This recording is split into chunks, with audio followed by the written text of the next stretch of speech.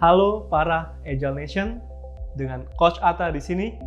Dan di edisi kali ini kita akan bahas 3 hal yang membuat pengabdosian Agile gagal di suatu perusahaan atau organisasi. Kenapa hal ini penting? Karena banyak sekali yang mencoba Agile tapi gagal dan nggak tahu kenapa sih nggak berhasil mengadopsi Agile. Kita mulai dengan yang pertama, yaitu masih adanya pasal 1 dan pasal 2. Masih ingat waktu sekolah kita diajarin oleh para senior pasal 1 dan pasal 2? Apa sih isi kedua pasal tersebut? Pasal 1, senior selalu benar.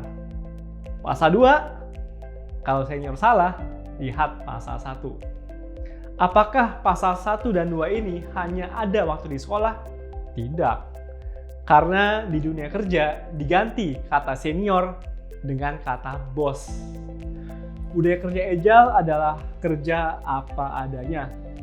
Apabila pasal 1 dan 2 masih sangat melekat, akhirnya kita tidak bisa bekerja secara objektif, maka muncullah istilah ABS, asal bos senang.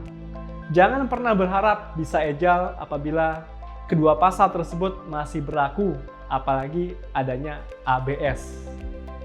Oke, yang kedua, kalau bisa dipersulit, kenapa dipermudah? Nah, ini juga salah satu budaya yang berbahaya kalau dipertahankan. Alasannya adalah budaya tersebut bertentangan sekali dengan salah satu prinsip dari Agile, yaitu simplicity is essential. Jadi kalau kita mau Agile, maka pendekatan kerja kita haruslah menjadi kalau bisa dipermudah, kenapa dipersulit? Coba, apa sih arti dari Agile itu? Gesit, lincah, tangkas, adaptif.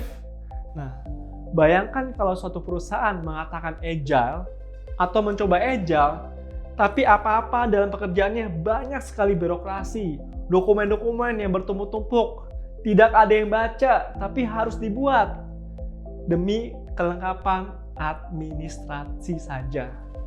Apakah perusahaan seperti itu bisa akan gesit? Never. Yang ketiga adalah kerjanya tidak transparan. Cara kerja Agile haruslah kerja secara transparan, biar tidak ada dusta di antara kita. Tujuan kerja transparan banyak sekali, antara lain mengurangi kompleksitas dalam pekerjaan kita, memudahkan komunikasi, mempercepat waktu koordinasi di antara tim, dan yang tidak kalah pentingnya, transparansi akan memudahkan dalam pengambilan keputusan.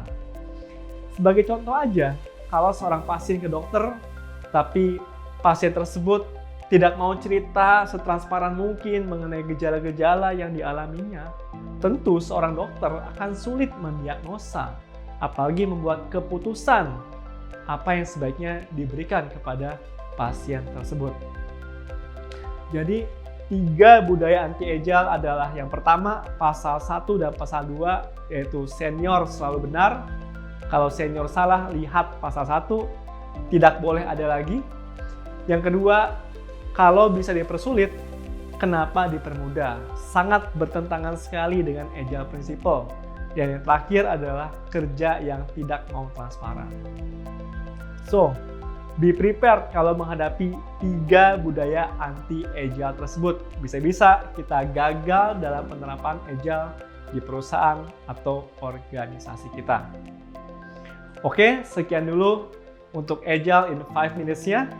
Sampai bertemu di edisi lainnya dengan saya, Coach Atta di sini mengucapkan terima kasih para Agile Nation.